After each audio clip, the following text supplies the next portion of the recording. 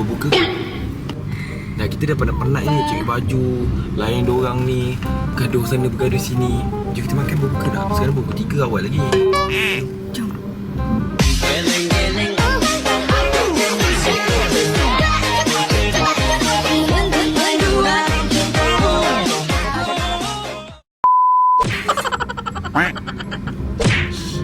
Betul ke ni?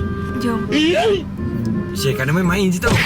Kena main-main je tau. Bukan nak betul-betul pun. Kan dah bawa. Betul Jom. Nak order apa? Dah tahu. Fikir sekejap.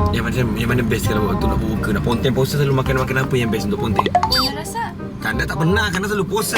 Syekh Dah pernah masak. Syekh selalu puasa. Syekh selalu puasa, Kanda selalu puasa. Apa dia? Apa-apa Yang je. best makan apa-apa je best. Apa je. Betul yang boleh puasa kalau lapar benda apa pun semua benda best ni. Betul ni berbuka betul ni. Syekh betul ni, kena berbuka betul ni. Jom. Jom. Kita kongsi pahala, kongsi dosa sama-sama. Oh sweet. Sama kan jodoh lah sama. Jom. Jom. Wish. Astaghfirullahalazim.